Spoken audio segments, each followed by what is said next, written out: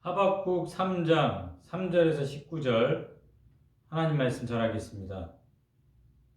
선지자는 질문이 있었고 그 질문을 하나님께 나아가 응답을 성루에서 받았습니다. 이제 모든 것을 뚜렷이 보게 되었습니다.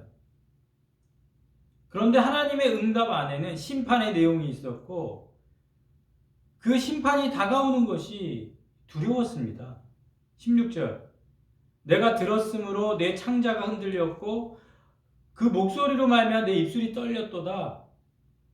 환난 날을 내가 기다림으로 그 심판, 그 고난, 그 어려움을 내가 기다리니까 썩는 것이 내 뼈에 들어왔다. 내 몸은 내 처소에서 떨리는도다. 하나님이 말씀하신 이 모든 일의 그 임박한 상황이 실제로 일어날 거라고 믿었고 그렇기 때문에 내적 평안을 찾을 수 없었습니다. 어떻게 이 모든 일에 한 인간으로서 맞설 수 있습니까? 우린 이런 무력감 느끼지 않습니까? 어떻게 나 한 사람, 아무리 내 믿음이 있다고 해도 나 하나가 뭔가를 할 수 있겠습니까? 하박국 선지자는 솔직합니다. 사시나무 떨듯이 떨었다라고 말합니다. 위대한 선지자들도 우리와 같은 사람이고 우리와 같이 연약함을 지니고 있음을 우리는 알게 됩니다. 그렇다라는 것을 예수님도 이 땅에 오셨을 때 우리의 이 인간의 연약함을 알고 계셨습니다. 겟세마네 기도에 기도하라고 그렇게 데려갔는데도 졸고 있는 제자들을 향해 너희들 왜 이렇게 믿음이 없어? 이렇게 얘기하지 않고 마음은 원이로되 육신이 약하구나. 이 육신의 연약함과 믿음 없음을 구분해서 바라봐 주셨다라는 겁니다. 얼마나 감사한지 모르겠습니다. 우리가 작정하고 어떤 의지를 가지고 하나님 나라를 위해 뭔가 해야 되겠다 함에도 불구하고 어쩔 때는 정말 이 육신을 가지고 있는 우리가 눈꺼풀이 감기고 몸이 일어나지 않고 아무것도 할 수 없는 그런 우리의 약함을 수시로 경험하지 않습니까? 진리를 깨닫고 말씀 듣고 은혜 받고 뭔가를 이해하는 믿음이 있어도 우리가 이렇게 갖고 다니는 이 육신의 한계와 연약함, 그리고 당장 우리에게 벌어지는 어떤 일들에 대한 두려움, 그런 부분들이 우리가 단순히 믿음이 없어서가 아니라 우리의 연약함, 인간의 한계인 것을 우리는 인정해야 될 줄로 봅니다. 하나님은 우리의 체질을 아시고 우리가 단지 먼지요 안개, 티끌로 돌아갈 존재임을 너무 잘 아십니다. 그런 연약함을 다 아시는 하나님께 우리는 서 있다라는 거. 이런 인간의 연약함과 관련해서 그럼 우리는 무엇을 할 수 있습니까? 갈대아 사람들이 도시를 파괴하기 시작할 때 평안을 유지할 방법이 있습니까? 모든 것을 완전히 잃어버리고 있는데 믿는 자를 지탱해 주는 것은 무엇입니까? 그저 단념하는 겁니까? 이미 엎질러진 물이야. 흥분하거나 염려할 필요 없어. 우리가 할 수 있는 거 아무것도 없어. 단념하는 겁니까? 아니면 심리적으로 무관심하면 됩니까? 아예 생각하지 마. 의지적으로 노력합니까? 침착해. 냉정해야 돼. 선지자는 믿는 자가 실제로 기뻐할 수 있다는 걸 보여줍니다. 17절에 비록 무화과 나무가 무성하지 못하며 포도나무 열매가 없으며 감람나무에 소출이 없으며 밭에 먹을 것이 없으며 우리의 양이 없으며 외양간에 소가 없을지라도 18절 나는 여호와로 말미암아 즐거워하며 나의 구원의 하나님으로 말미암아 기뻐하리로다. 환난 중에도 심판 중에도 고난 중에도 즐거워할 수 있으며 나쁜 상황 속에서도 승리할 수 있다. 이것은 오직 믿는 자만이 가지고 있는 것이다. 우리는 세상과 달라야 한다. 거룩한 기쁨, 여호와로 말미암아 구원의 하나님으로 말미암아 기뻐하는 그 마음을 믿는 자는 분명히 가질 수 있다. 우리에게 말해주고 있습니다. 이것은 단단한 어떤 의지로 자기를 절제하는 자들이 아니라 말씀의 느낌은 어떤 넉넉히 이기는 자들의 어떤 그 기쁨, 주님 안에서 즐거워하고 구원의 하나님을 기뻐하는 그 모습. 어떻게 보면 우리가 이렇게 육신의 연약함으로 벌벌벌 떨고 있는 그리고 다가오는 어떤 그 고난과 환난의 시간에 우리의 믿음이 시험해 볼 수 있는 기회인 것처럼 말해주고 있습니다. 아무것도 없어 사라질 때 하나님만으로도 기뻐할 수 있느냐? 하나님만으로 즐거워할 수 있느냐? 그렇다면 무엇이 이런 일을 가능하게 합니까?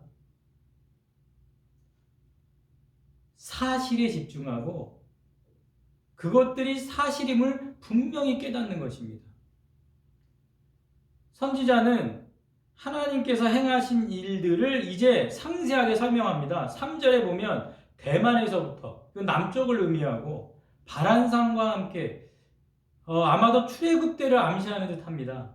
4절에 그의 광명이 시내산에 임재했던 하나님을 말하고 있습니다. 지금 선지자는 실제 이 땅의 남쪽 그리고 시내산 역사 속에 출애굽할 때 임재하셨던 그 하나님, 그 하나님으로 인해 평안과 위로가 어떤 사실에 기초하고 있다는 것을 명백히 보여주고 있는 것입니다. 성경의 기록은 그래서 하나님께서 실제로 행하신 일이요 문자 그대로 사실이라는 것입니다. 그러면서 전능하신 하나님을 생각합니다. 4절은 시내산에서의 하나님의 임재, 5절은 이집트에서 행하신 하나님의 심판을, 8절은 홍해를 가르시고 11절은 여호수아가 기브아에서 승리할 때 해를 멈추는 하나님이 행하신 기적을 기억합니다. 그 하나님이 이제 약속을 지키신다. 그 하나님을 바라봅니다. 9절 주께서 활을 꺼내시고 화살을 바로 쏘셨다. 주께서 강들로 활을 쪼개셨나이다. 그렇다면 이것은 그냥 지나간 과거의 역사에 불과합니까? 우리는 하박국 선지자보다 훨씬 더 나은 시대에 살고 있다는 거 우리는 꼭 생각해 보셔야 합니다. 예수님의 십자가 부활을 통해서 예수님의 십자가 부활 하나님은 다 이루셨다고 선언합니다. 우리는 그 이후 시대입니다. 그리고 성령을 주셔서 우리 안에 지금 성령이 역사하고 계십니다. 십자가와 부활의 복음이 전파될 때 복음을 방해하던 나라들 지금 다 멸망했습니다. 로마 카톨릭 그 세력에 의해 개신교가 힘을 발휘하지 못할 위기에서도 하나님은 그 교회를 일으켜 세우셨습니다. 하나님의 손길은 역사 속에 변함이 없었습니다. 실제 사실입니다. 역사 속에 일하시는 주님을 즐거워하기에 충분합니다. 이보다 더 위대하고 영광스러운 사실은 예수님의 실제 경험입니다. 우리에게 있는 대제사장 예수님은 우리의 연약함을 동정하지 못할 이가 아니요 우리의 연약함을 동정할 수 있는 분이십니다. 모든 일에 우리와 똑같이 시험을 받으신 이로되 죄는 없으시다. 예수님의 경험은 우리의 약함과 허물을 아시고 성육신은 단순한 관념이 아니라 분명한 사실이고 우리와 똑같이 경험하신 분으로서 우리를 도우실 수 있다. 그 도우심의 확신을 가지고 예수님을 바라보시기 바랍니다.